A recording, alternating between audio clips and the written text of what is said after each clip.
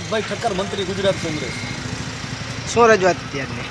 ગત રોજ બપોરના 1 થી 1:30 વચ્ચે ગામના એક આશાસ્પદ યુવાન વેપારી ગણેશભાઈ આહિર કરમરિયાવાડાનું ઓવરલોડ ટ્રકના કારણે અવસાન થયેલ છે, જે અંગે આજે પ્રાંત અધિકારી શ્રીને ભચાઉ શહેર કોંગ્રેસ સમિતિ દ્વારા આવેદનપત્ર આપવા માટે અત્રે અમે આવેલા. જ્યાં સુધી આ ઓવરલોડને લાગે છે ત્યાં સુધી જગ જાહેર દુનિયા આખી જાણે છે કે આ ઓવરલોડ વાહનો કડોલના રણમાં ચાલી રહ્યા છે. પોલીસ તંત્ર ભ્રષ્ટ છે, આરટીઓ તંત્ર ભ્રષ્ટ છે, સરકાર ભ્રષ્ટ છે, વનતંત્રની મીઠી નજર છે. આ બધા વચ્ચે આ મીઠાનો કાળો કારોબાર ચાલી રહ્યો છે અને આવા આશાસ્પદ યુવાનોના આજે હું એમ કહીશ કે છેલ્લા 12 મહિનામાં 5મું અવસાન થયેલ છે.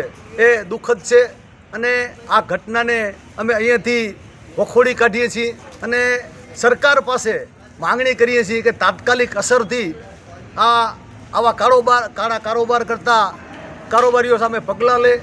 આ સરકારની જો વાત કરીએ તો કચ્છના એસપી દ્વારા દર વર્ષે લોક દરબાર યોજાય છે. એમાં અનેક વખત મારા દ્વારા રજૂઆત કરવામાં આવેલી છે કે ભાઈ અહીં આ અકસ્માત વારંવાર ઓવરલોડના કારણે બને છે. તમે માત્ર ઓવરલોડ ન અટકાવો, તમારો ભ્રષ્ટાચાર ચાલુ રાખો, એની સાથે અમે કાંઈ કરી શકીએ એવી સ્થિતિમાં નથી આ સરકારના કારણે. પરંતુ એટલું તો તમે કરી જ શકો કે ટ્રાફિક પોલીસ તમે ત્યાં રાખી શકો. હપ્તા ઉઘરાવ હોય ત્યારે પોલીસ હાજર હોય અને લોકોના જીવન મરણનો પ્રશ્ન હોય ત્યારે પોલીસ ગેરહાજર હોય. આવી જ્યારે નગરપાલિકા પાસે રજૂઆત કરવામાં આવી, આરએનબી પાસે રજૂઆત કરવામાં આવી કે તમે ત્યાં બ્રિજ બનાવો, ત્યાં બનાવો, તમે આપણે જમ્પ બનાવો, આવી વાત કરી ત્યારે એ લોકો પણ ફેંકાફેંક કરે છે કે આ નગરપાલિકામાં નથી આવતું, આરએનબીમાં નથી આવતું, પીડબ્લ્યુડીમાં નથી આવતું અને ગાંધીનગરની અંડરમાં આવે છે. આમ કરી અને લોકોના જીવ જાય ત્યારે પણ માનવતાને ધ્યાને રાખી અને ધારે તો નગરપાલિકા ત્યાં જમ્પ બનાવી શકે અને અકસ્માતને રોકી શકાય. પરંતુ આવું કંઈ થયું નથી ને થતું પણ નથી. એટલે આ સરકારના પાપે આ યુવાનનો જીવ ગયો છે. ત્યારે હું એમ કહીશ કે શહેરના, તાલુકાના, દેશના અને રાજના નાના મોટા વેપારીઓ પાસે આ સરકાર મોટી જીએસટી ઉઘરાવે.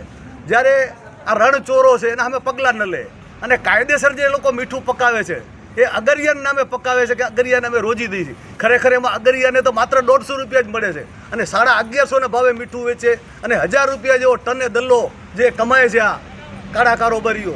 ત્યારે એમના જે વેપારીઓ પર જીએસટી લગાવે તો આના ઉપર રોયલ્ટી કેમ નહીં, આના ઉપર સેસ કેમ નહીં? અહીંથી હું સરકારને પ્રશ્ન પૂછું છું કે તમારો ભાગ છે આમાં? તમારા તંત્રનો ભાગ છે?